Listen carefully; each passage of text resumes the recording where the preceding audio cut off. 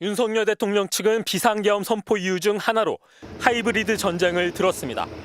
여론 조작, 소요, 공작 등 비군사적 수단으로 한 국가를 공격하는 눈에 보이지 않는 전쟁이 벌어지고 있었다는 주장입니다. 윤석열 정부가 수사 중인 사드 미사일 관련 2급 기밀 유출, 중국인 유학생의 군사시설 드론 촬영 사건 등을 사례로 들었습니다. 국정원과 군부대가 기밀 유출을 막지 못하곤 이를 전쟁의 증거라고 주장하는 겁니다. 중국이 적이란 식의 극우 유튜버들의 주장을 그대로 옮겨온 것으로 보입니다. 국가 산업의 핵심 기술이 중국에 유출되어도 간첩죄로 처벌할 길이 없습니다. 중국의 간첩들은 한국에서 활개치고 있습니다.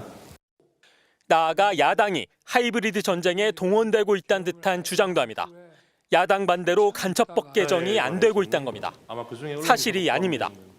간첩법 적용 대상을 북한에서 외국으로 확대하는 방안은 민주당도 논의에 참가해 지난해 11월 개정안이 법안 소위를 통과했기 때문입니다.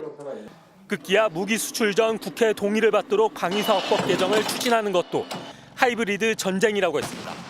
방위사업법 개정은 우크라이나로의 살상무기 수출을 막기 위해 추진됐습니다. 무기 수출이 우크라이나 전쟁 참전으로 이어질 수도 있다는 우려 때문이었습니다.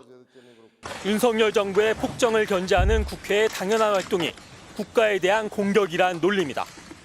윤 대통령 측이 거론한 해외 블랙 요원의 명단 유출 사건. 이 사건의 책임자로 직무 배제까지 됐던 문상호 정보사령관은 아무런 문책도 받지 않았습니다. 문 사령관은 그러곤 12.3 내란에 공장 요원 등 정보사를 동원하는 내란의 주역이 됐습니다. 윤 대통령 측이 주장하는 중국 혹은 야당과의 하이브리드 전쟁이란 것이 이런 것들입니다. 하지만 정작 윤석열 대통령이 일으킨 내란은 하이브리드 전쟁의 교과서와도 같았습니다. 국회를 장악해 헌정 질서를 뒤엎는 것, HID 요원을 동원해 사드 기지 등 주요 시설을 폭파하고 북한의 소행으로 위장하려던 계획, 국가를 전복하는 전형적인 하이브리드 전술입니다. 하이브리드 전쟁의 대표적인 사례인 사이버 공격과 테러는 윤 대통령의 내란 이후 기승을 부리게 됐습니다. 불리한 기사를 향해 댓글 테러를 가하는 극우 유튜버의 이른바 좌표 찍기. 들어가셔서 비추천을 누르시면 됩니다. 법원을 점거하고 폭력을 행사하며 소요를 일으킨 윤 대통령 지지자들의 119 폭동.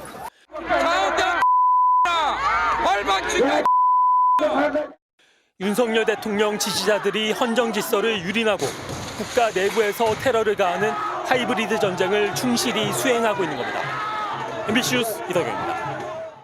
윤석열 대통령 대리인단은 12.3 비상계엄이 국회 기능을 마비하려던 게 아니었다고 주장했습니다. 국회 정치활동을 금지한 포고령 1호도 실제로는 계엄이 유지되는 동안 국회의 반국가적 활동을 막으려던 목적이었다고 했습니다.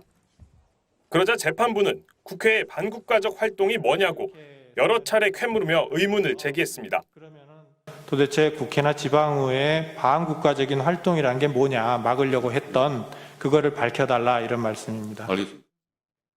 재판부는 또 비상계엄이 경고성 조치였다는 윤 대통령 측 주장에 대해서도 설명이 부족하다고 했습니다.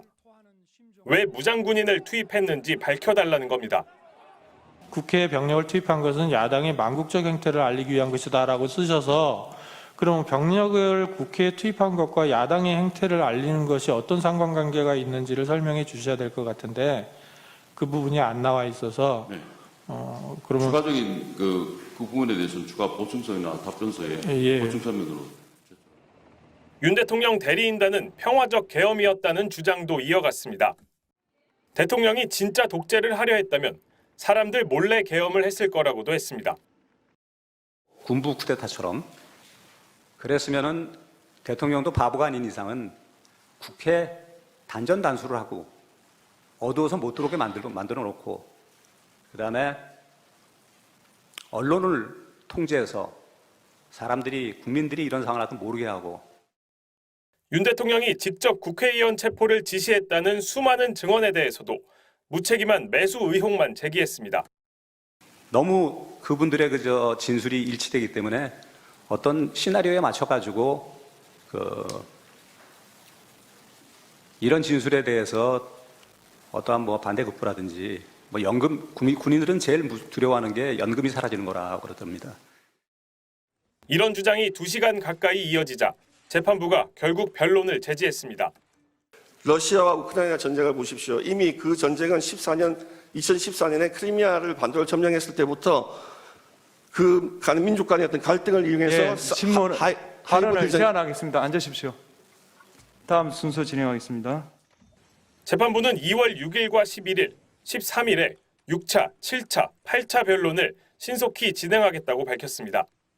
윤 대통령 측이 체포 상황에서 이틀 간격으로 재판받는 건 힘들다며 인권과 방어권을 보장해달라고 항의했지만 재판부는 충분한 논의를 거쳤다며 받아들이지 않았습니다.